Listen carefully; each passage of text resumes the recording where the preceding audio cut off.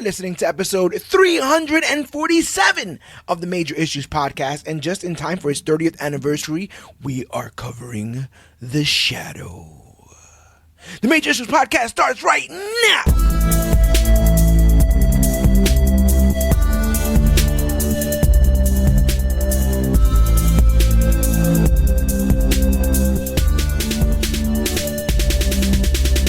Hello everybody out there in comic book land. My name is George Serrano, aka The Don, and if you're listening to this, you can only be here for one reason, and that's a brand new episode of the Major Issues Podcast, brought to you each and every week by ComicBookClique.com, and as always, I am never alone. Sir, if you could please introduce yourself.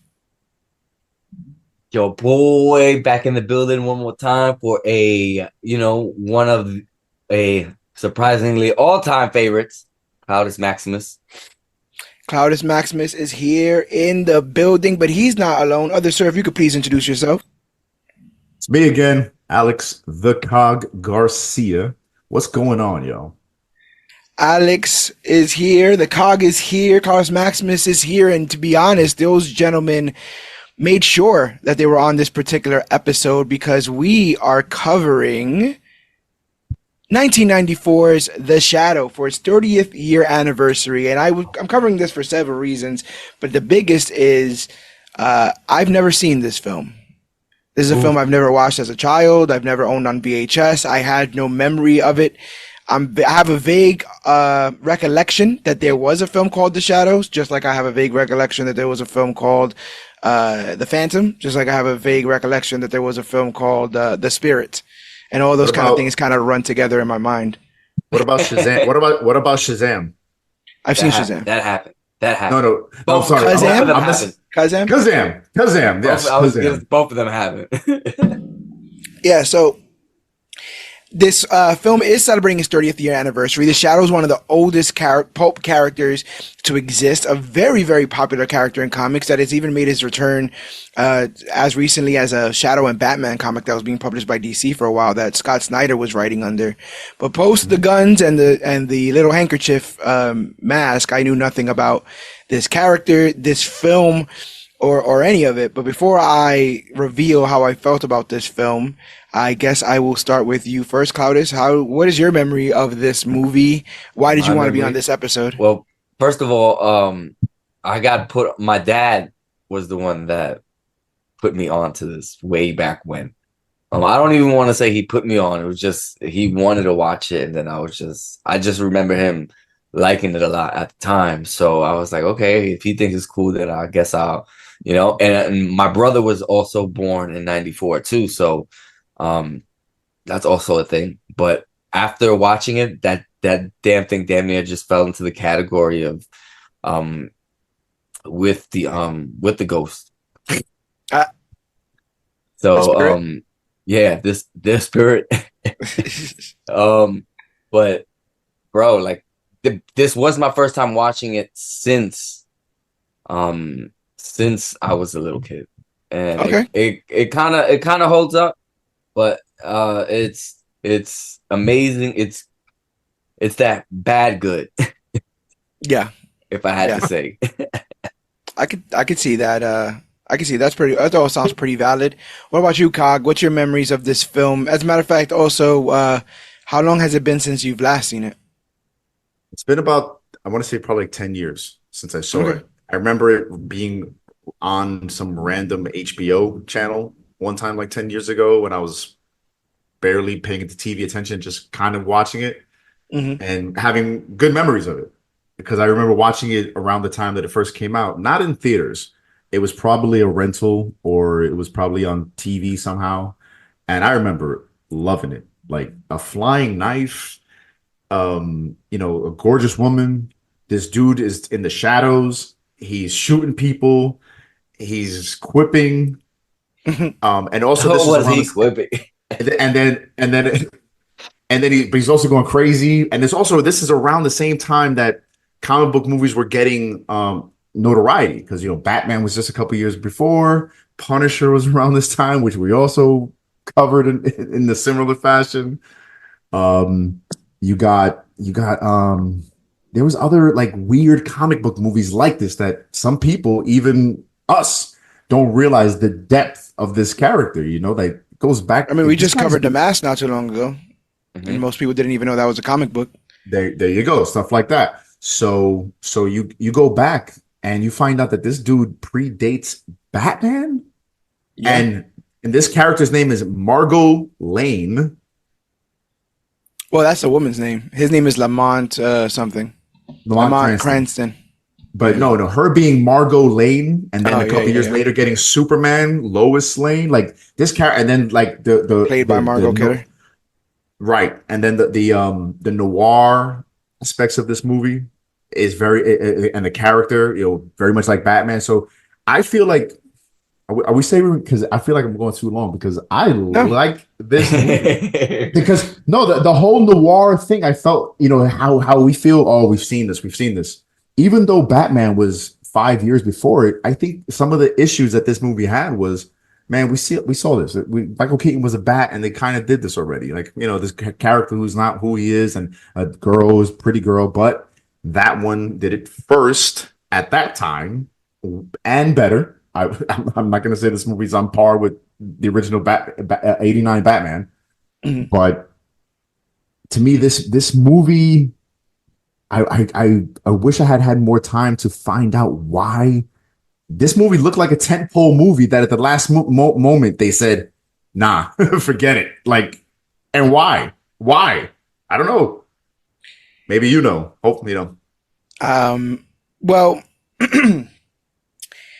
I seen this movie twice. Once to watch it. I didn't want to take notes while I watched it the first time. I just wanted to watch it. And then I saw it for a second time and I took notes. And to be honest, while I can recognize that it may not be a perfect film, I was never not entertained, maybe by the sheer ridiculousness of some of the stuff that was going on there. It's very strange, and we've talked about this on the podcast before, but this idea that Doctor Strange comes out in 2017, and then Black Adam comes out, I want to say in 2021, 2022, and introduces Dr. Fate. You see Dr. Fate, and you're like, this guy's a ripoff of Doctor Strange, when in actuality, Dr. Fate predates Doctor Strange by decades. Similarly, there's a lot in here that feels like Batman, but ultimately, Batman was influenced by the Shadow.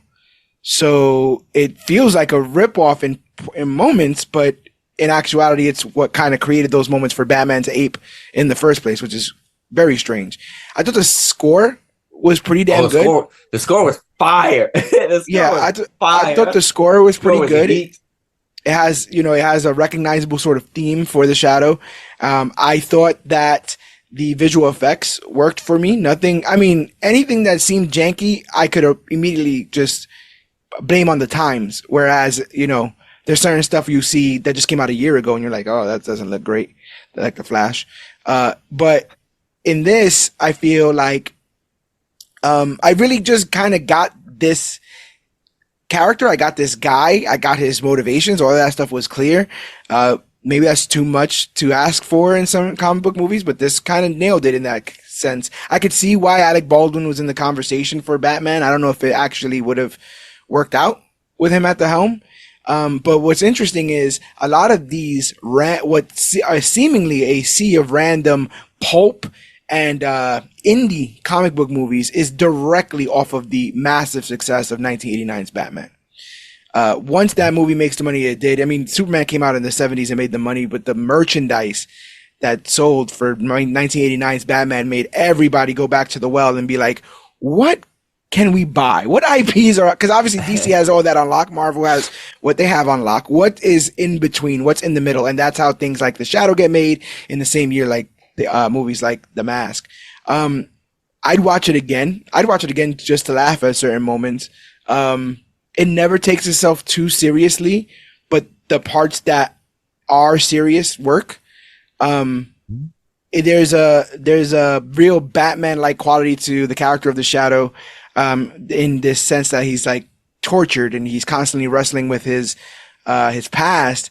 But I almost believe it in here more than I believe it in Batman, because in Batman's past, he's not done anything wrong. I wish someone, and maybe they have, this is in my blind spot of comic book knowledge, but I wish somebody would have, that whole like interim time where Batman's in the woods training with Henry Ducard in the comics, or in the film, that he did some shady shit. That he did some things that he probably shouldn't have done. That he went full bad before he went full good. Some where he can and he chooses not to, as opposed to him just choosing not to. This guy literally comes into every room with both guns blazing. Why? He was never scared of killing before. Why the hell would he be scared of killing now? He's just on the side of good now because he went to that holy man, but we'll get into it, which is also a completely different origin story for the character that wasn't in the original 1930s, origin for this character initially. So all in all, I'd recommend it if you haven't seen it. I can put this film above several films that came out in the last 5 years that are under comic book stuff. I will say, interestingly enough, the second watch I think worked better to me than the first. The first was a little dry for me because I didn't know what to expect. So I'm just like, where are they going with this? Who is this guy? But once you realize that this is as much a radio drama, as much a Saturday morning sort of, the villain makes no sense. Some of the powers in here are extremely vague. Like they took it to a level of seriousness and they want you to meet them there. This is not the Dark Knight, but it's also not Birds of Prey.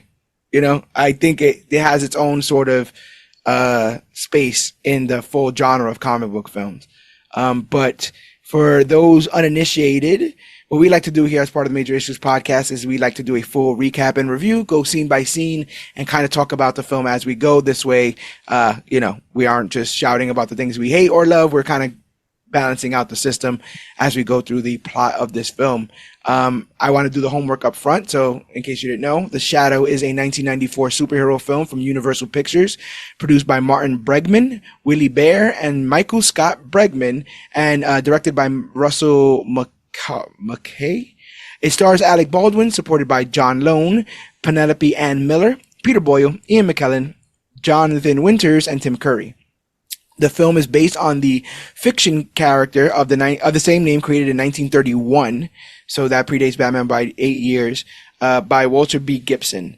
The film was released in theaters on July 1st, 1994, receiving mixed reviews, but is considered a commercial failure, making just $48 million on a $40 million budget. And the rule of school is usually, if you add in promotion and all the other kind of stuff, you almost double the budget. You almost have to make double the budget to break even. So they did not do that well. Like I said, people were swinging for the fences with these comic book films. They were hoping to get a Batman, and I guess I would like to see this character redone again in more recent times, but I almost wonder if they would take it too seriously, like The Crow. It'll come out. Wow, it'll come out like the. Is that what you're gonna say? Is that what you're gonna say? Yes. I don't know. This reminded me of a more recent failure that was also based off a pulp hero, The Green Hornet by Seth Rogen. Yeah. That movie had no idea what it wanted to be, and it sucked. Who's this, Kato? It was the kid from Harold and Kumar. Really? The Asian. Wasn't it? Okay. I'm pretty. I thought it was more famous, but it's actually the actual Kato. That's what with Bruce Lee, wasn't it? Was Bruce Lee? Yes. Yes. Okay. Yes. And it was funny because if you watch Green Hornet in China, and it was there. It was called the Kato Show featuring Green Hornet. That's pretty funny. So yeah, like I said again, I think that they would take all the wrong lessons. Similarly, I find a lot of the same feelings I had about this film I had about The Crow, which I also hadn't seen. And it's like it creates a world, it creates its rules. You kind of just hang out in it. Some cool stuff happens. Some funny stuff happens. This movie made me laugh. Maybe, I don't know if it was intentionally or not. I think there's certain moments that are downright intentional, that's supposed to make you laugh. And then there's others that, just for whatever tickled my funny bone. So yeah, the enjoyability and the entertainment factor is higher on this than I thought it would be, given I feel like the synopsis and everything is kind of dry. You have to watch it to actually experience what's going on here in this film. But if you guys are ready, we can get into the full recap and review. Need to do an editorial already. Yeah, what happened? It was an actor named Jay Chow who was Kato in the Green Hornet movie with Seth Rogen. I thought it was somebody else. I was like, I figured I would recognize that face. I didn't watch. I watched like 12 minutes of that movie on TNT. It was like, I see why it's on TNT already. I can dig it. I can dig it. Let's get full into this recap and review. So, the shadow kicks off in a remote, rugged, spoiler alert, people. The shadow kicks off in a remote, rugged region of Tibet where we meet Lamont Cranston, portrayed by Alec Baldwin. But Cranston isn't the noble hero we expect. We know the film is about him, but he's actually living under the alias of Yin Ko, a ruthless warlord who has embraced a life of crime and violence. He's like an opioid kingpin. It's kind of clear in this opening sequence that Yin Ko is a man consumed by darkness. He seems to almost revel in being this kingpin of this land. As we've seen in the first scene, I did not expect to see a hippie Alec Baldwin with, witch fingernails in the beginning of this, but that's how this starts. Cranston's life takes a sharp turn when he's captured by servants of the Tulku, a powerful and enigmatic holy man. The Tulku sees through Cranston's cruel exterior and recognizes the potential for redemption. Under the Tulku's guidance, Cranston undergoes a grueling transformation. He's taught the ancient art of telepathy, hypnosis, and the ability to cloud men's minds, making himself nearly invisible to the naked eye. The training itself isn't just about physical or mental prowess. It's about confronting the darkness within himself, a battle that Cranston will fight for the rest of his life. What do you guys think about this beginning origin story? I'll start off with you first, Cog. Are you talking about Breaking Bad? He killed Lee Pang. Cranston. I thought it was fantastic because it's not what you expected, right? Yeah. You're going to a movie that, because this is also at a time when trailers were they didn't give everything away, so if you watch the trailer for this movie, you're going to see this movie going, I can't wait to see the hero, and then you start off with this guy being a villain, right? Like, what the hell? So I love that. For me, I was like, oh, I forgot that. Even I forgot. I was like, I forgot that too, because I was expecting for it to be the other way around. Exactly. Like, I was waiting for Baldwin to walk in instead of Lee Pang. Oh, yeah. Yeah. So when I see that, and then I see him smoking his cigarette or his drogas, as we like to call it, with his long nails, I was like, oh, terrible wig, by the way. Yeah. But I mean, it's 1994 makeup. Who knows what it makes you also really appreciate where this technology and makeup goes, because you can see the foundation for a lot of other movies to come from this. That's why I just had a blast with this. And so seeing him be the villain immediately, I just can't. Are you guys fans of 30 Rock? I've never seen 30 Rock. You got to watch it. 30. Yeah, and so I just, if he plays such an eccentric boss that goes from being super serious to then out of nowhere wild in some sort of way, I was expecting to see him just be like, Lemon, go get me a coffee so I can get out of this fit, Right. I'm back. I'm just having this nostalgia bomb of emotions going on. I'm loving seeing this movie. It reminds me of 30 Rock. It should have reminded me of 30 Rock. This movie's crazy, wherever it's gonna go, and yeah, man. The first 15 minutes of this movie, I was just like, What did you think about this origin story, Claudius? I forgot Baldwin was the heel in the beginning to begin with. So like I said before, I'm thinking Baldwin's the one walking in being captured, because I know that's where we're heading. At least we're going through opioid fields, and and then it was the wig that stuck out to me first. It would also be a little Batman-esque, right? If he would have been kind of captured over there or ended up over there and then trained by some mystical man, which eventually happens anyway. I like the little knife that they have. But he gets kidnapped. Yeah, he gets kidnapped in his sleep. Yeah. I mean, as he should, because he was a jerk. But even that, he himself immediately gets subverted, right? He gets because oh man, he's set up to be this badass. And then 3 dudes just capture him and bring him somewhere. It was like, don't you know the area? Right. or I thought you conquered this land. You should be. You know My what I holy mean? man wants to see me that I don't know. You know, I would have loved if I'm wondering if somewhere out there somebody put like Last Samurai stuff in it for Tom Cruise to be like, I'm the only person that can take over the Asian culture. I mean, that's a long-standing trope as well. The whole white savior goes to an Asian land, learns the Asian martial art or magic abilities or whatever better than everyone on the entire continent, and then comes back Iron to America Fist. and whoops everybody's ass. I was thinking Doctor Strange. Yeah, I mean, Batman. it's so, Kung Fu, the legend continues. Yeah, so that's kind of funny. Like he just went. They're very vague about all that. Yeah, about like how all that started. We get a clip of him doing a little bit of it, but past that, they're not very. They're very scarce on the details of how all this came about. But I wanted you guys to know that in the comics, the Shadow began life in the 1930s as a narrator. So they had a radio show, and the narrator was the Shadow. So in each episode of this show called Detective Story Hour, the Shadow introduced listeners to a dramatized version of a tale previously published in Detective Story magazine. The show boosted sales for Street and Smith, which was the publishers, but also garnered attention for stories about the Shadow himself. So the publishers went straight to work enlisting Walter B. Gibson to write Shadow pulp novels under the pen name Maxwell Grant. So I guess this is almost like, I guess for slightly younger, because I'm getting there as well. If you remember the skeleton from Tales of the Crypt, that's what the Shadow was for a very long time. And then people got he got very popular. So people want the stories just about the skeleton. And thus the Shadow gets created. So there was no real, they didn't have no idea of making him a opioid drug kingpin back in those days.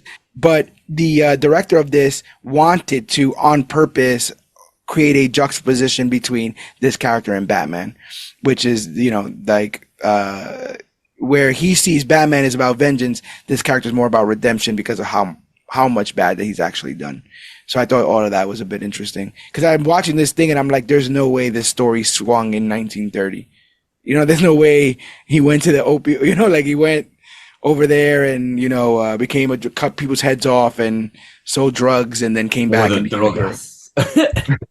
But I like the idea of it, the old school being a vengeance thing, because it reminds me of, because at the time, this is classic literature is very much being taught, Grimm's fairy tales, stuff like that. Yeah. So vengeance stories were just the way, right? You did a bad thing, you got murdered. That's the lesson. Mm-hmm. Eye for an eye. And here you have the Shadow. He's gonna come get you because you did something bad. Yeah. Which, depending on the era you go through in this country's history, or probably a lot of countries' history, that idealism or lack of idealism swings, right? Yeah. I think it's also interesting, like, it's the whole idea that Batman fights against, which is what makes the Shadow judge, jury, and executioner, right? What gives him the right to say this man deserves to die because he jaywalked or whatever they were doing in the 1930s that deserve to get shot in the head by a man with a handkerchief across his face. But we end up fast forwarding to New York City in the 1930s, where Cranston has returned as a changed man. By day, he's a wealthy playboy, blending into the high society circles without raising suspicion. But by night, he becomes the Shadow, a mysterious vigilante who operates from the shadows, using his powers to wage a one-man war against the criminal underworld. His presence is felt more than seen, with his chilling laugh and trademark phrase, "The weed of crime bears bitter fruit," which is very particular of a saying. We see this as the Shadow rescues Dr. Roy Tam from gangsters on a bridge. And as we learn in this film, everybody that he saves, he then forces to work for him. What do you guys think of this underground sort of network of spies that the Shadow has? If he saves your life, you owe him yours, bro. And then it gives you a ring to be contacted. These had like a pocket full of rings? At any given point. No, you get your own ring. Oh, you have to buy your own ring. He gives you a card. He's probably walking around with a pocket full of rings. That's what I'm saying. He gives you a card. You work for me now. I saved you. Ha! Put this on. I wonder how long I worked for him. I was thinking, is this going to connect to the Green Lantern universe? Because it was like a Red Lantern. So Are we Yeah, gonna yeah, get yeah. some? We're gonna get some atrocitus showing up out of nowhere. I don't know. There is a bit of rage in this, man. A little bit, a little bit. I dug it. It's cool because I don't know about you guys, but I've always wondered how, because it's story convenience, right? Whether it's Yeah. Spider-Man, Batman, whoever, the heroes usually are around where the danger is. Right. Whereas him having immediately showing us that he has a network of helpers out there shows like, oh, he's still just a dude. He has crazy powers. But could you imagine him being a shadow? The irony of it, yeah.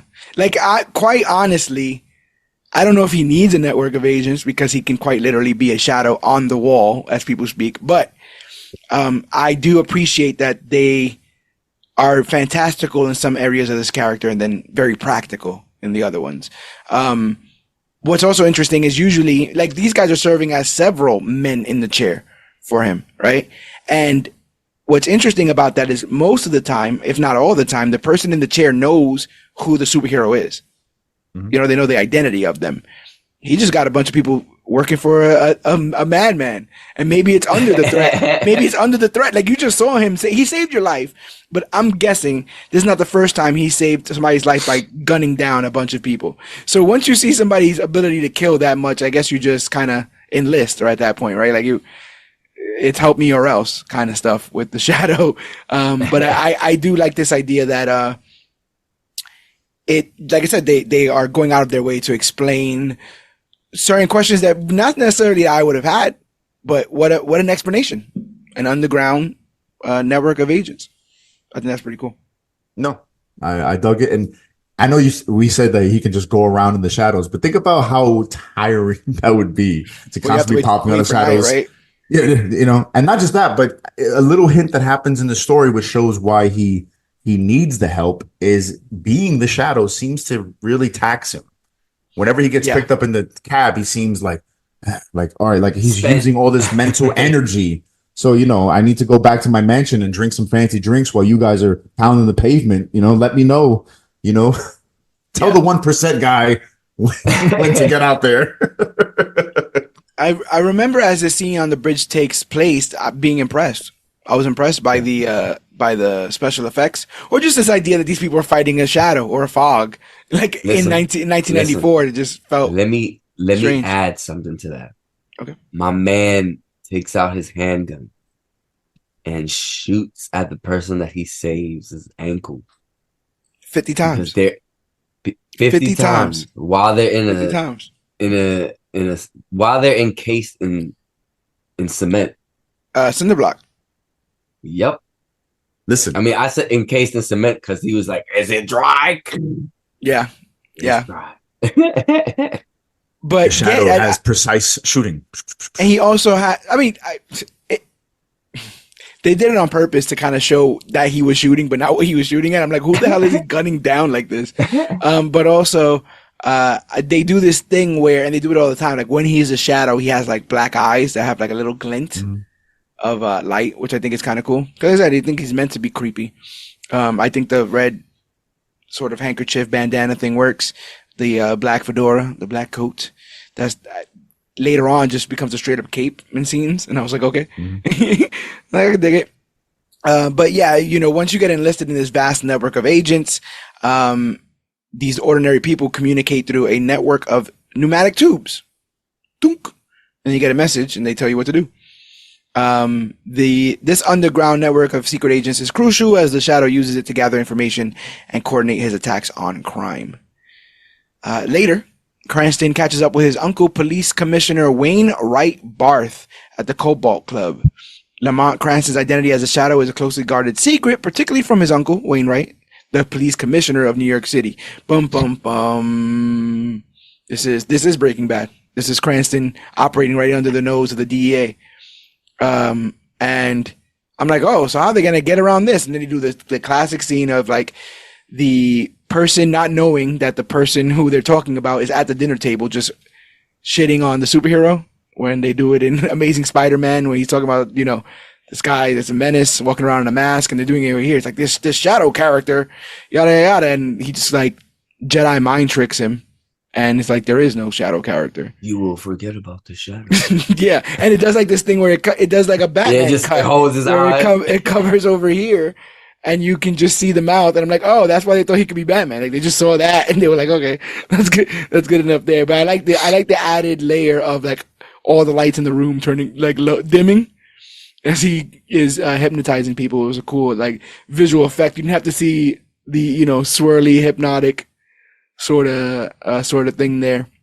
But what do you think about that setup there?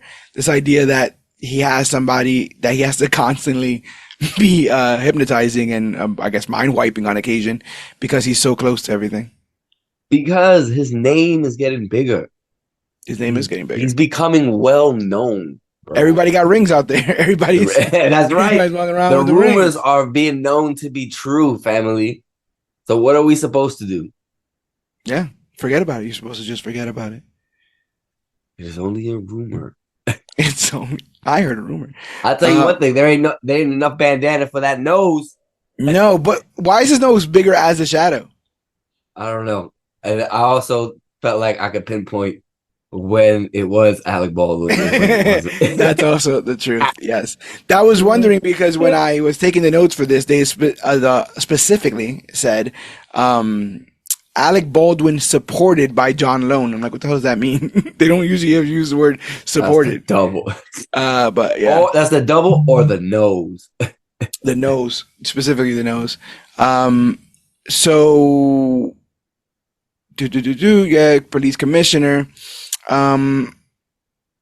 However, Cranston's secret is jeopardized when he meets Margot Lane, a sharp-witted socialite with telepathic abilities.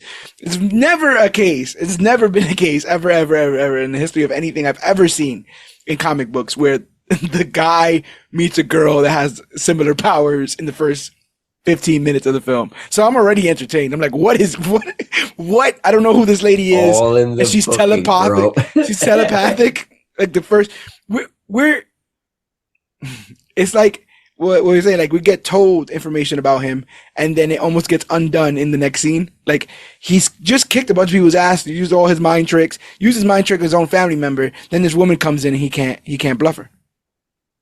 And it's like, oh, because they go outside, right, at one point, and he's like, you will go home or whatever. You will forget about what the hell are you talking and about? She's like, I will not forget about this. I don't know what you're talking about.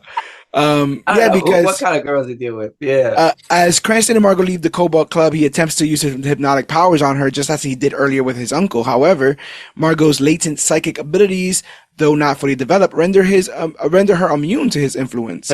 Cranston tries to persuade her to forget the shadow and stay out of his way, but she just looks him right in the eye and simply refuses, unwilling to be dismissed so easily. Cog, what do you think of this love interest? How she was introduced? She basically said, "Not around here, partner. Not around here." No. But she. I guess he knows what's kind of not. He doesn't find out. No, I guess he. What I mean to say is, I guess he senses it, and before I guess she does or gets a whiff of it. Yes. Interesting. I think that she is, and then he gets into the cab, and he's kind of spooked, like, oh, yeah. I tried to do my thing on her, but that's why I think it's funny because it's like literally the second or third time we've ever seen him do it. The fact that it doesn't work. The first time he does it on his uncle, and then 5 minutes later he does it to homegirl, and it right doesn't after work. we get to the front, and it doesn't work, and he is behooved once he gets into the cab. Yeah, it is bonkers. So audio and video wise, I think we just lost the cog due to some storms. But we're going to pick it up. And we will see when he will drop back in like a shadow in many ways. I just had to switch out the overlay real quick because of the things. But we should be good. Let's keep this rolling. Get to my man. Let's get to my man. So we finally introduced to this film's villain, Shiwan Khan, played by John Long, who makes his dramatic entrance to the city inside of a massive silver sarcophagus at the Museum of Natural History. Not just any sarcophagus. Put them on. Let them know. Ridiculous. Khan is the last descendant of the infamous Genghis Khan. And he's inherited not only his ancestors' ambition, but also some of the same powers as the Shadow, thanks to his own training with the Tulku. Several things. First of all, quite famously, and because he was a bad guy, Genghis Khan had like a million children. Mr. Body Bags himself. Yes. Not only was he catching bodies, but he was laying bodies. I don't know how. He had a lot of kids. Yeah, there you go.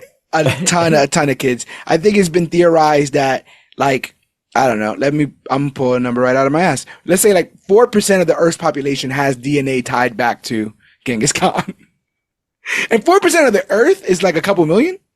So the idea that homeboy over here thinks he's the last one, is kind of funny. Also, now that I just said that, was he dead? Do they ever explain why he was in the sarcophagus? Was he using it a secret transport? Yes, he was. He couldn't buy a plane ticket, bro.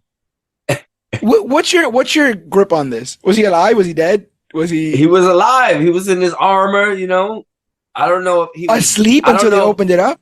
But that's the thing. I don't know if he was dormant for centuries, which would have been better. But you know, what we're gonna do with the sarcophagus now? Well, that's the thing. It felt very much like after 10,000 years, I'm free. I'm free, yeah. Conquer. So then I thought about it, and I'm like, well, he's the last descendant. Is he just like further down the line? Like, was he just born 40 years ago? But then why is he in the sarcophagus? He didn't need to go to the Museum of Natural History. I don't know. Well, he was delivered there. You get what I'm saying? Like, but it's not like it wasn't a plan to get delivered there so he could do something there. No. There. Oh, it was a plan to get delivered there, bro. He put himself in there. He saw the itinerary and he said, "Now's my time." What I will say is, this is to me just the plainest idea of foreign heel, vague foreign heel. You know, it just felt like no one's gonna care if he guns all these people down. Where's the sarcophagus? That's what I want to know. Oh, remember, it has like a tunnel in it. He uses it later on to escape. Oh, he used that shit to escape. Yeah.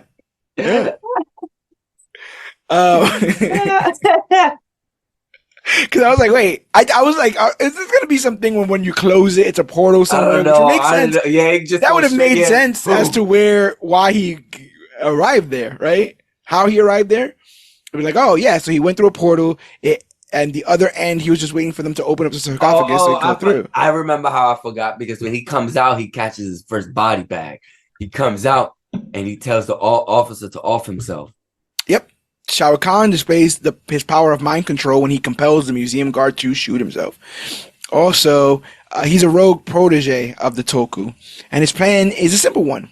He intends to conquer the world, starting with New York City. Because if you're going to conquer the world, come on, bro, you got to go to do it. Start with the greatest city on earth. That's how you show them you mean business. And by them, I mean the world. The world. He's also a sharp dresser. It doesn't take him long to get a nice suit and tie. Because he comes through and he asked Lamont, like, yo, would you get that tie from, fam? Yeah. He says Brooks Brothers, right? He tells him everything, right? Yeah. And then later on, we see him with some threads on. Like, he got the whole suit from there, bro. I'm telling you. It's ironic, and this obviously is not the first time this has ever happened, but this has to be one of the earliest times of villain has the same power as the hero, but he's evil. Right? Like, this is Venom, Ant-Man, several other films, Black Panther, right? Everyone's on the same juice. Everyone's got the same armor. Everyone's got the same stuff. We're just fighting. So I'm good. It's good to know that Marvel didn't start that, because for a very long time I was criticizing Marvel for constantly having villains that had the same exact power as their heroes. What do you think about him being like the sort of the antithesis of that? I'll tell you one thing he ain't got, that nose and that bandana. But I wish he had that. I bet you Lamont wish he had that armor. Which, to be fair, I wish he kept that on. And also, You want him to look like Shredder the whole movie? for more, not for the whole movie, but for more of the movie. More of the movie? Yeah. Hey, New York City, man. Once you get out there and you start walking these streets, you feel like you have to dress up, bro. But that's what I'm saying. You ain't gonna be the lame out there. There was one of the Mongols that was following him. And I'm like, nobody see this man just following this other man in straight up armor? Yeah. Well, there's like a string of murders that just straight up, they like, oh, that was a suicide. All the clues were there. Yeah. When they obviously killed himself. Man, when they're scoping out the plan. Yeah. He's gonna somebody mouthed something slick to Khan, and then he said, "What?" He's gonna build an atomic bomb 14, 15 years after the actual atomic bomb goes off. And then he looks at it, he goes, "What?" And then he just has him climb, and then he just jumps off the building. Roughly like 15 years before they actually build a atomic bomb and detonate it. He's already on it. He's about to do it. And he's got mind control. If you got mind control, why do you need the bomb? And also at one point, know, when I said that, I know where you're going, bro. I think is it the building you're gonna mention? No, later. No, I haven't done on the building, but I know you probably have some hilarious shit. Yeah, I was gonna say the building. My other thing was, at one point he's like, I'm gonna take over the world, and then later on he's like, I want $1 billion. I'm like, wait, which one is it? He's like, I won't detonate this bomb if y'all just give me $1 billion. And then I'm like, so do you want the money or do you want the power? You know, you can only really get one in this situation. But it was really interesting to see him. I guess once he started wearing the suits, he was like, maybe I'll just stick around here, you know. But I'm gonna need some bread. I said something along those lines when they found the building that was invisible in the lot, and Lamont said, "My God, yeah, he's fooled everyone."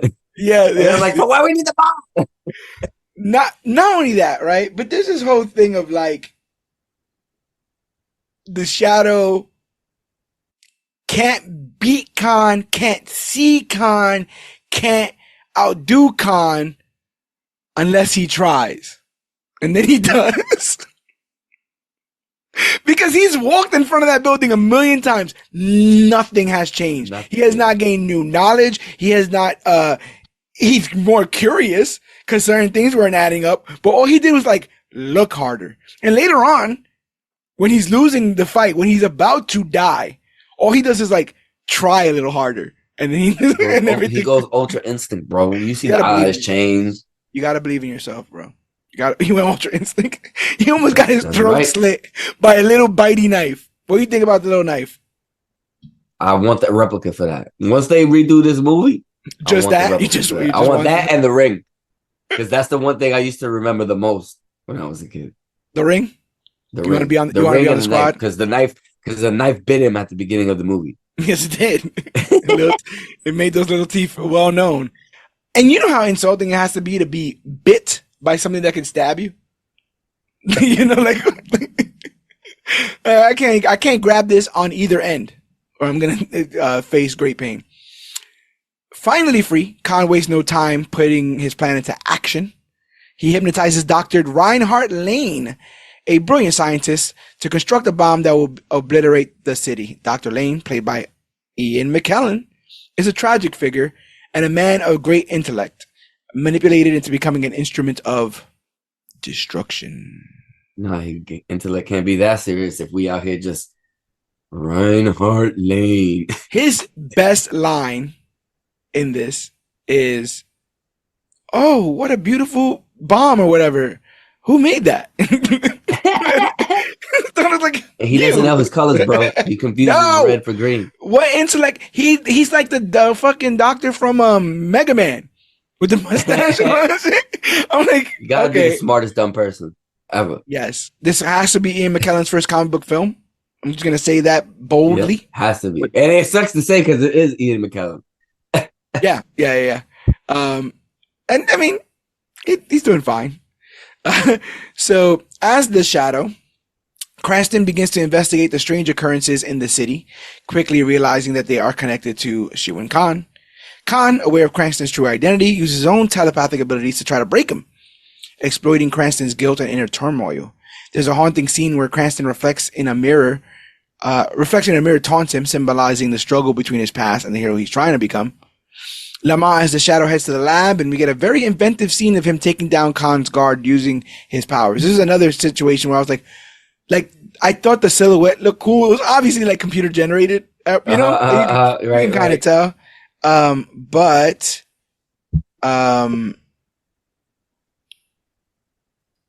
hold on one second.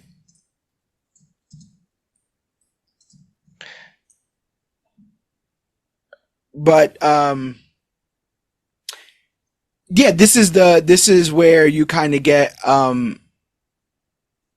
he almost peels himself off of the wall. Mm-hmm. And I thought that looks kind of cool. Yeah, I thought that was cool. I thought that was cool too. Yeah, I was like, for the effects, I thought that was pretty cool. He's just shooting indiscriminately, shooting willy-nilly, right? For no reason. I have no idea what's going on. So yeah, he just comes in guns a-blazing as he always does. And meanwhile, Dr. Lane, still hypnotized, calls his daughter on behalf of Khan. And Margot is brainwashed. Did I get this right? She was brainwashed by the billboard, right? No, he was brainwashed by the billboard. Who was? The father? Yeah, that. But doesn't she walk up to the building? Because he's like, come to the lab or whatever. And she's like, all right. He's like all doped out. I'm like, how did she not realize something was up? She's like, come to the lab or whatever. I do not have what's up. Oh, I like the scuffle in the lab, because the booking for that was pretty on point. The scuffle, yeah, like I said, I thought all that kind of stuff, that way that they set up. I like when they shoot at the Shadow and they actually end up like catching him. They shoot the Shadow on the wall and they shoot him in the shoulders, and then he can't move, and it's like he said, he peels off. Yeah, on the wall. He comes right up. And so they brainwash her to kill the Shadow. They're just like, kill the Shadow. Do me a favor. She just walks up into the crib, bro. Kill the Shadow. With the biggest revolver I've ever seen. That was a revolver, right? Yeah, that thing's bigger than her.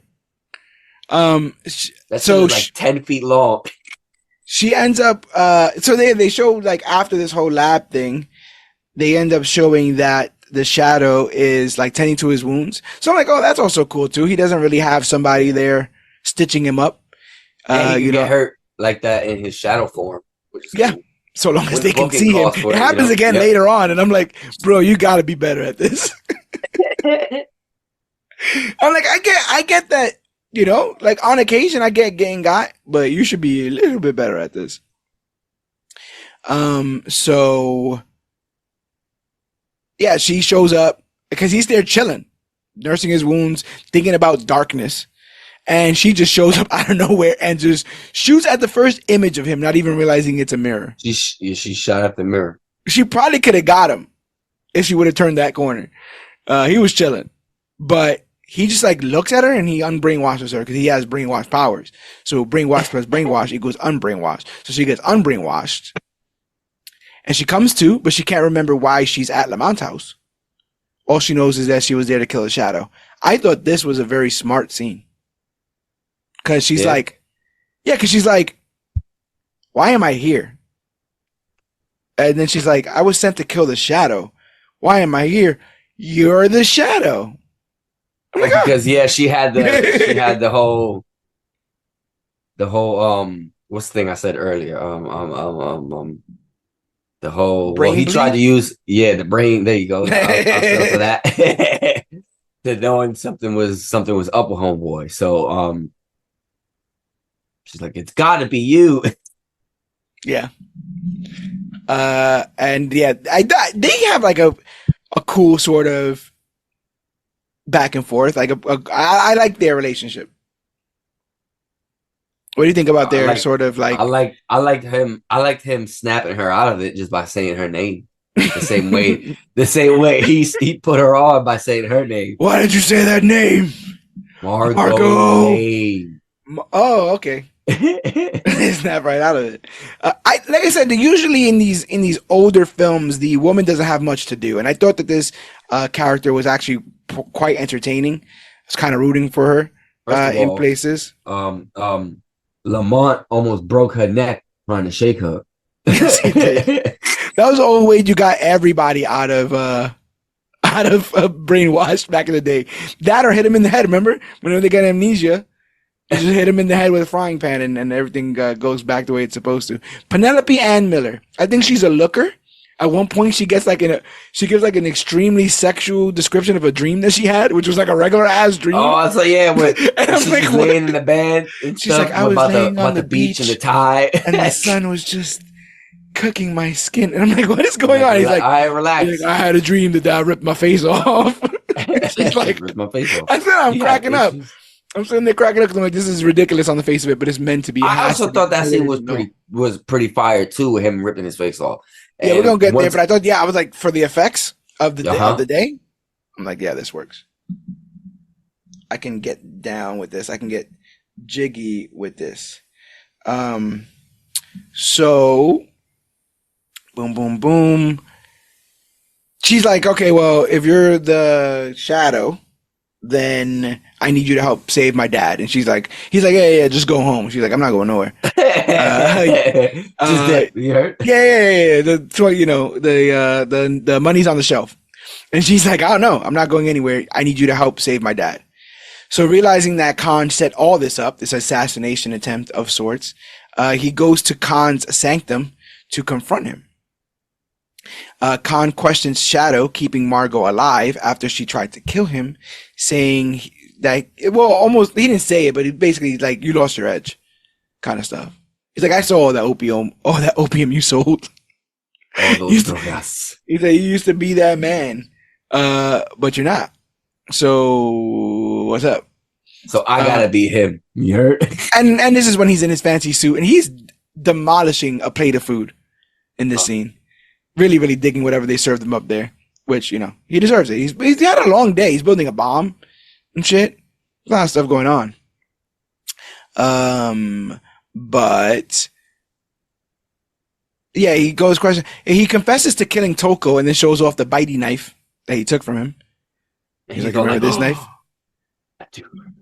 No, but he goes, do you remember this knife? And he goes, oh, that knife.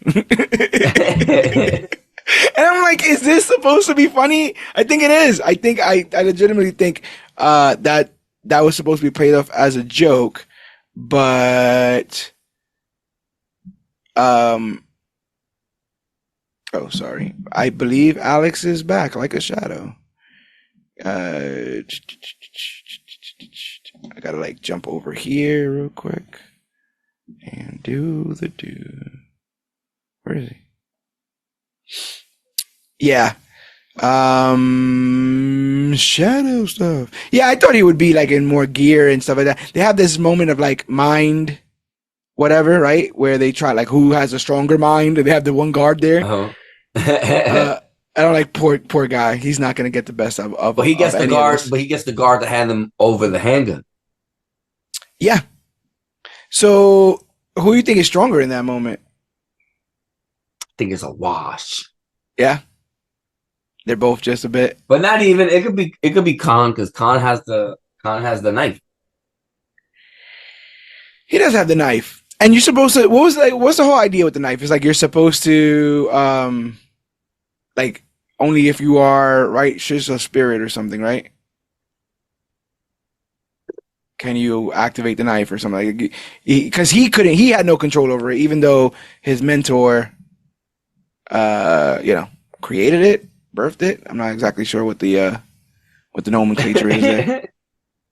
Bitey knife. Are you back with us, Mr. Shadow? Might be in and out. He's working in the shadows over there. But I will continue.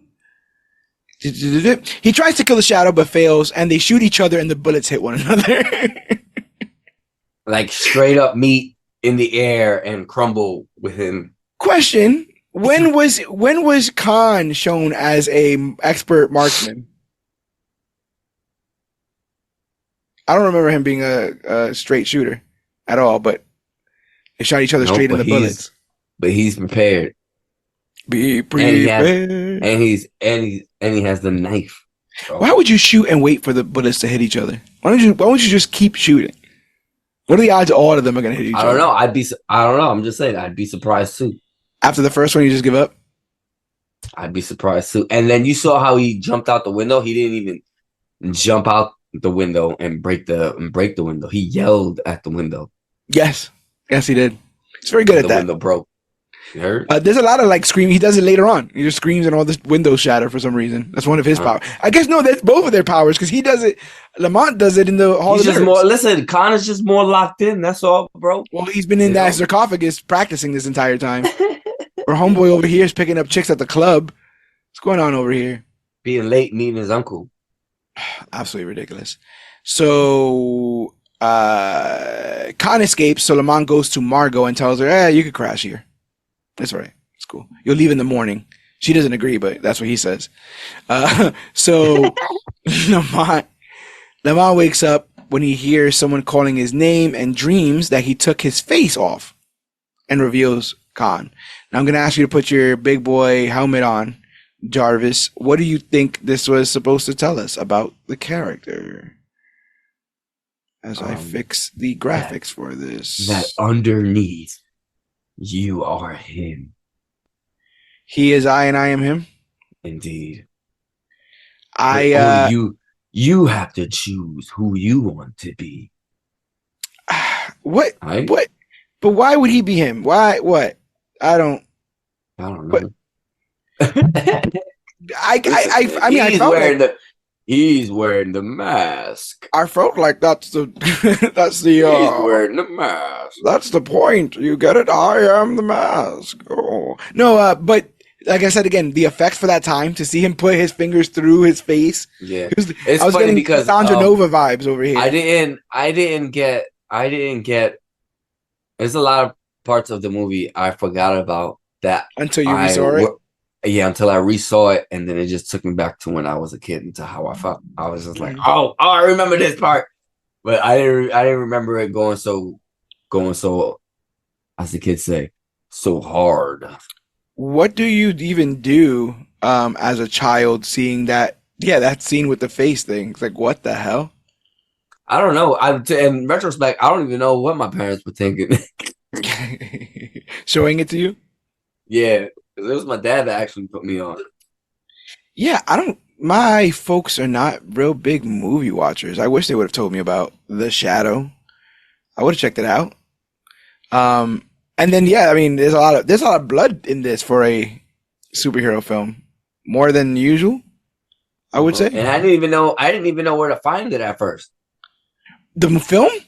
Uh-huh. Like to watch it today? It's damn near unfindable. Yeah, it I was like, what is going on? I had to what did I do again? I think I rented it on Prime. Yeah. Prime had it, yeah. So wait a second. So Prime. I think Prime had it, YouTube had it for rent. Apple also had it for rent. I remember you telling me it was on Tubi at one point. Not this. It was The Mask. I had to. Oh, there you go. Yeah. I had to hang out with my friend Jack Sparrow to watch this film because I didn't know whether or not I was going to like it, so I didn't know whether or not I should pay for it. I was feeling like the Shadow. I had to do some unnecessary things to then do some necessary things. Speaking of shadow things, I lost him again. So, where am I going here? Khan. Tony Khan. Where am I? Yeah, we're good there. So let's continue our madness. Lamont wakes up. Oh no, he did that. He wakes up in a cold sweat and checks in on Margot, who sexily describes her dream, and he just flat out says what his is, which is, I ripped my own face off. You got issue. Just a little bit. Yeah, that's what she says, right? Yeah. That's what I'm saying. That has to be a comedic moment. His timing on that is great. Uh-huh. The way he's just like, well, I had a dream of, because he said like, I had an interesting dream. She goes, I do as well. And then she goes into depth of like, I was sitting on the beach and the waves were licking my leg. I think it would have been funny. I think it'd have been funnier if he would have just said, "Why are you telling me? Why are you telling it to me like that?" But she's also dreaming about it. Her eyes are closed and she's rubbing her body. And I'm like, what's going on here? I thought it was going to be like revealed that he was like doing this by mental telepathy or something, making sure she had a good night's sleep. But no, they have playful banter back and forth. He tries to shrug her off, but she's adamant not to leave his side until they can save her dad. And then I have written here, Khan makes a man kill himself by jumping off the Empire State Building. While they casually cross the street. Was this necessary? While they casually cross the street, and they have stopped in the middle of the street. At one point, a driver, when they're talking driving by, yells at them like, "Hit the road." Pretty grim, pretty dark when you consider, the ramifications of convincing a man against his will to jump to his death, but played off kind of like it just happens. It doesn't lead to further things in the plot. His death doesn't give further clues to the shadow. It's just to show how ruthless and reckless Khan's being in this matter. So I thought that was interesting. But Margot and Lamont decide that they're going to stage a plan. Lamont will investigate a co-worker of Margot's dad, Farley Claymore, played by Tim Curry, while Margot checks on where Khan could have escaped to from their last encounter with the Shadow. Farley Claymore, played by Tim Curry, is confronted by the Shadow and confesses he's already loaded the material for the bomb on the truck. It was some vague material. It was like a vibranium. I can't remember exactly what it was called, and I tried to look it up real quick, and I couldn't find it, so I kind of gave up. Do you remember what it was? Like bronzium or something like that? Shoot.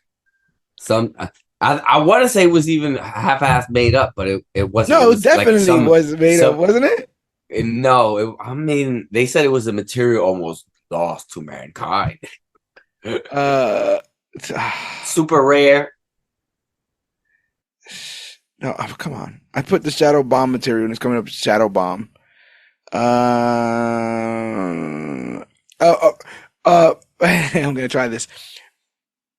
Beryllium sphere.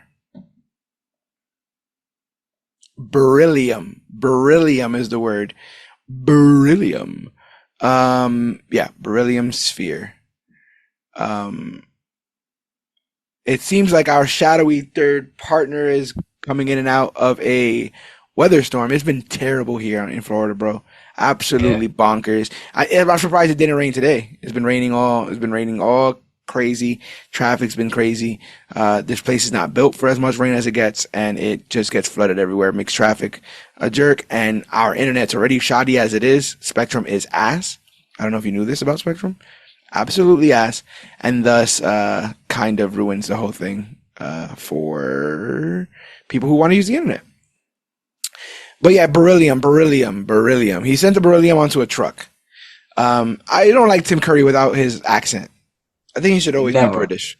I saw him for Christmas Carol.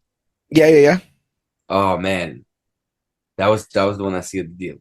Home Alone 2 is 2 years before this, bro. I saw him on Broadway, bro. You saw him on Broadway? I saw him on Broadway. That's tight. Yeah, super tight. I obviously the first time I ever seen that actor was in Home Alone. I've gone now back and seen all his kind of iconic roles, but yeah, it was him as the guy at the hotel in Lost in New York, which just came out 2 years prior to this. So he was on a roll. Lost in New York has a 35% on Rotten Tomatoes. What is going on? I thought that movie was good. Is Lost in New York not good? Are we now saying Home Alone 2 is not good? Let me stop.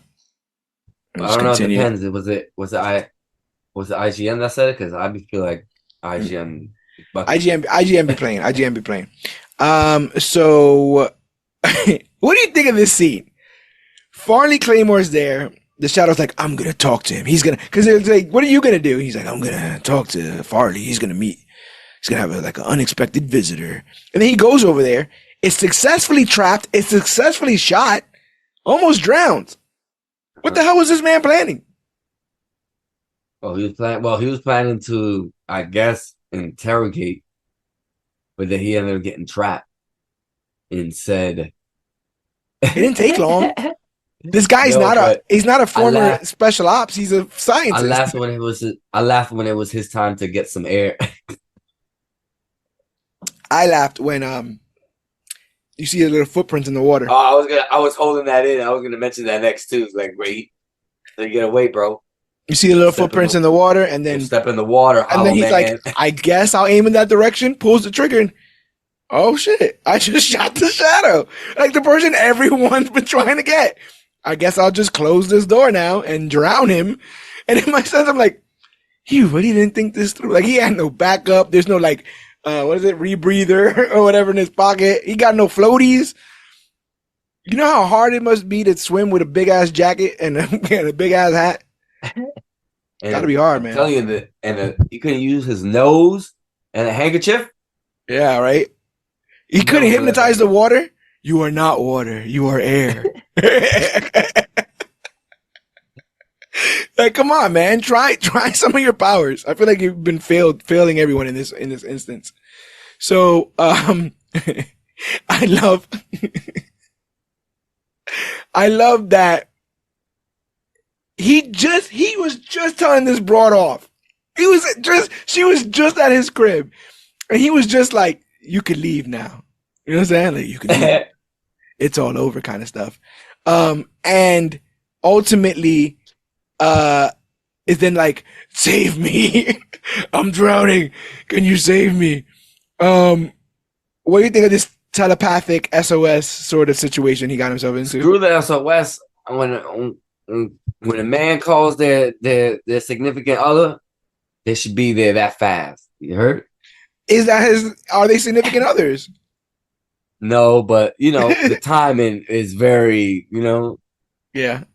Are you saying that you and your wife have the same connection? You can kind of tell when you're needed? Quite possibly, but if she could get there as fast as Margo she did. Oh my god! Yeah, how did she get there that fast? And how does she know exactly? Like 20 minutes. He sent his location, right? From like 25 blocks, bro. Yo, he was 25 New York City blocks. Bro, he was drowning for like 20 minutes, and then like when she gets there, he still has energy to be like, all the way. He still has energy to be like, get the door, bro. He's like, get the door. Do this to the door. And she saw the joint jam. I don't know. Like and yeah, but she ends up getting him out, and they play it off as a romantic moment. I'm like, bro, this is the first time seeing you. When he comes out, he lands on her and shit. And how low is the bar? This is the first time that she sees. No, the bar was on the door. What do you mean? Oh, yes, the bar was on the door. But I mean, how low is the bar for men, where like this guy was kicking you out of the crib and ultimately said like, watch this, badass. You go do your job and I'm gonna go do mine the way I handle it. And like 20 minutes later, like, oh my god, please, if you can show up, can somebody help me? Because what I love about it is when she gets the vision or whatever the fuck it is, she's doing the work that he said to do. Yeah, she has blueprints out. Yep. She's in like a library or something like that. Like, she's supposed to be researching this corner that he thinks is very mysterious. And then she leaves uptown. She's on a cab. She's 5 minutes. I was gonna say passing red lights. They had red lights in the 30s, right? Is that a thing? Back at his house, like, she saves him, he's all right. She takes him back to the crib, and then he's having like the classic Bruce Wayne nightmares. Can't sleep, Oh yeah, Kinda then she walks in on him going through it, right? uh, And you get like a past, and then she gets like a not vision of his montage, but vision. of Yeah. his vision. And it's Of of his him life just as a former body bagging warlord. people And again, it's not, ladies and in his gentlemen, drogas days. it's not only that he was a drug kingpin. Every instance that they show of him being a drug kingpin, he is loving it. He is absolutely loving it. So it's not just like, oh, He's got blood on his face. yeah, it's not like, oh, I fell into this life and thus, tragedy. It's like, no, this guy is having a time of his life. He would do this every day if he could. He is with it. Yes, absolutely with it. No one is questioning it. So he wakes up and he's like, he's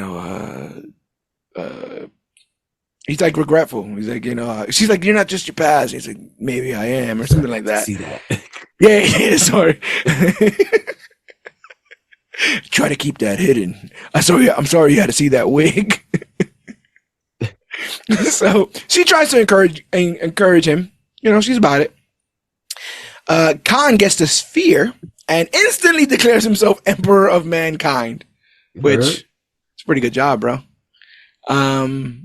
He officially holds the city ransom for $1 billion after already saying that he wanted to blow up New York regardless. Margot and Lamont deduce that Khan is hiding in a hotel called the Monolith, which is hidden in plain sight due to Khan hypnotizing the entire city. They actually get to the corner and they do that. That's what you were talking about, right? Yeah. That was the callback to when he saw the holy man's crib. Yeah. For lack of a better word. That was also one of my favorite scenes because the way it plays out is like he can see it, she can't.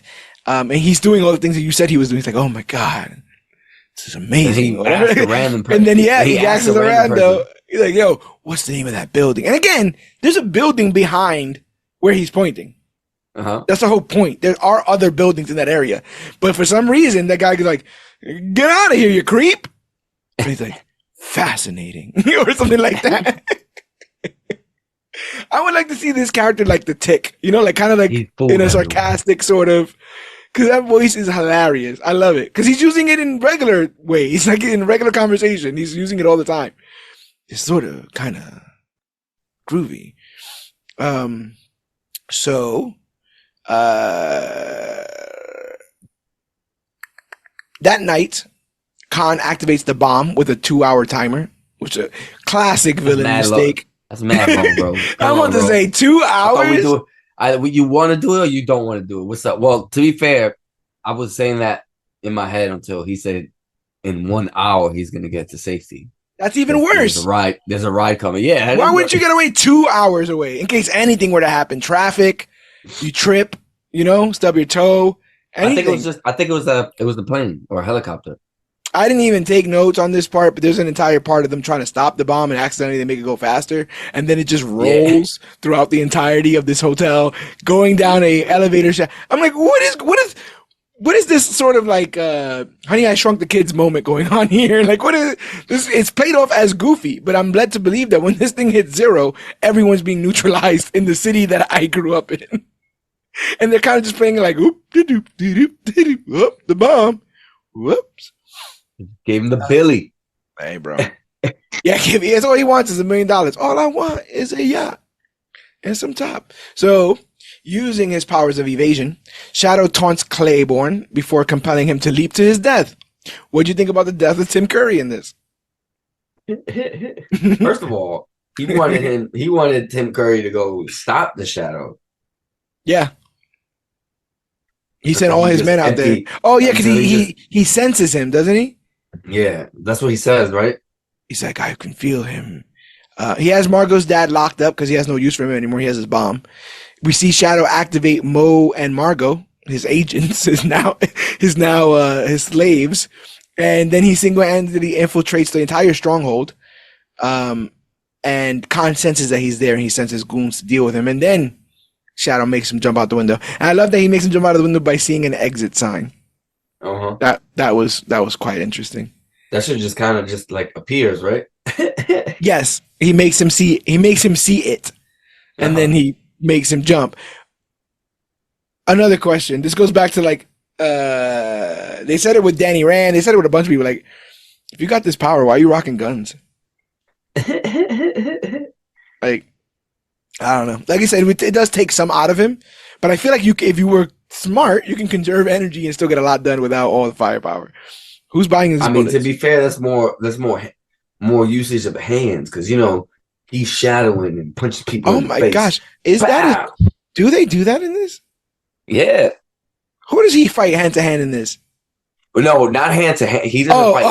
Okay. But that's what I'm saying. Does he ever? There's no scene of right. No, none of that. If he can't shoot you or stab you, he's throwing some rights or lefts, but that's about it. That's hilarious. If he did, and it's 1930s rights or lefts, right? Like put up your dukes. There's absolutely no hand to hand. No, he ain't about that life. And he never said he was, so I'm not gonna blame him for coming in. That's why he carries the guns, bro. Going in guns blazing. So, he finally gets to Khan. And Khan, I absolutely love that he's like, oh, I finally got the shadow in my midst. Let me activate the spinning floor. And then, now my hero. You ain't see that coming. Now my hero's on the tilt-a-whirl. And he's just like, whoa, whoa. And then it's like, oh my God, how is he going to get out of this? It gets worse. Go bitey knife. So now the knife is trying to kill him and the floor is spinning around. And I'm like, how is he going to get out of this? And he like, at one point, the knife like scratches him and then like him and the knife give each other the look of like round two. And I'm like, wait, is the knife the real villain on this? That's what it is, right? The knife is the only real villain in all this. This is the only true arc. It starts off biting him. It starts off biting him and it ends up aiding him. That's the only closed circle in this. It's always been about the knife. And it has a special name. I hope I'm not offending. I hope it's not a real thing that I'm offending people by, but not calling it whatever particular name that thing was called. But yeah, bitey knife. But then there's like a very like what I would consider a full-on scene of the shadow slowly and not even really effectively stopping himself from getting his throat slit. Like it is getting slit. Like it's I'm like, he's fighting. And I'm like, this is a bit metal for a 1994. See, I'm gonna look it up now because they only call the knife by its name like once or twice in the movie. Purba. It's Phurba. Biting. Purba. Biting knife. Oh my gosh, it is real. I'm so sorry for all the Buddhists out there. It's a Buddhist. I didn't know that. Wow. It's a Buddhist weapon. I hope I didn't offend anybody. I didn't mean to. Calling it biting knife. Biting knife. But yeah, it's like you fool, you can never have enough confidence or power to. And then right there before our very eyes, bro, as he's saying, it happens. It happens. You know what I'm saying? You will never concentrate long enough to beat this knife, and then he concentrates long enough, and he beats the knife, and the knife's like, oh shit, I should probably kill Khan, and so he just juts at Khan. Turns on him, right? Instantly. There's no talk. In the gut. Right in the gut. And now that he's injured, Khan loses his influence over the city. So like everyone's like, oh, everyone comes to. And my favorite part of everyone coming to is everyone seeing the building. Yeah. And not knowing what to do. Then no one knows what to do. It's like the cops are in front of it because what the fuck? Are no one bumping into it? How far does hypnosis go? People just walking around like the block? Well, to be fair, I think I want to say it was gated off. Oh, it was abandoned or something, no? That was the whole thing. I don't know, but I remember some of the shots it showed that it was gated off. Yeah, because he looks at it, and that's when he tells old girl to go, because he's like, because homeboy ran in that direction, and then so. Yep, loses influence over the city. He escapes using his silver sarcophagus, like we were talking about before. It has like a tunnel in it, but the shadow's just right behind him. Like there's no like, I lost him. He's like, this is over. Now that I got the knife on my side, and the knife is still inside of you, apparently, we gonna get there. Margot finds her dad, and they manage to disarm the bomb while the Shadow and Khan end up in a house of mirrors. Explain to me the house of mirrors. Why is there a house of mirrors? Just decor? Why? Is it just decor? Is it just what he likes to keep why. around? I like to look at myself. I'm gonna read the sentence exactly how I wrote it. Once one threat is neutralized, the Shadow uses his vague powers to destroy all the mirrors and use a single piece of shrapnel and shoots it into Khan's skull. Ultra instinct, bro. That felt a little bit like 'Cause, definitive throughout and the quick, movie, right? he would do his thing, but his eyes would go like black sometimes, But this time, they were almost black and silver. Is that more powerful? I don't know, probably because Khan's eyes were red. I have no clue. But what I will say is, do you know how fast you have to throw something to go inside of a man's skull? It can't be that easy, right? If I throw a knife at you, you'll get cut in the head. I don't think it's going through your skull. Might fracture a couple muscles. Might cut a couple. No, did veins. Did he throw it? He used his powers to throw it. So It like there literally you lifted go. up. Oh, I'm sorry. There you go. There you go. You know what's happening. He's coming to you. And to be honest, I don't know how I feel about this because it was just Lamont back in his bloodlust. He's like, yeah. He's like bleeding Yeah, from the sure mouth. was. He's like, yeah. But he took exception. I remember this. It was just for Khan. You heard? He's like, I remember You want being blood? able to That's not murder a got you, man. family. He's like, I have the rush of being able to murder a man again. I've been waiting for this moment. And it was worse than we thought because he ended up giving him brain damage. Yeah, and the only way to sort of to keep Khan alive, like he goes to the hospital seemingly with a piece of shrapnel coming out of his forehead, and they basically he's lobotomized, and to save his life, they cut out a chunk of his frontal lobe, which negates his power, and it's a very funny scene. I thought that scene was also very well done. No, they cut out the whole frontal lobe. Oh gosh, and he says very like flippantly, like, no one ever uses that. But I'm like, don't ever cut off any. There's so many different parts of the human body that I don't know what they're used for. Don't just start cutting things off because you think I got extra. You know what I'm saying? Like, let's not do that. But what do you think of the whole scene of Khan trying to con his way out of the Khan the doctor?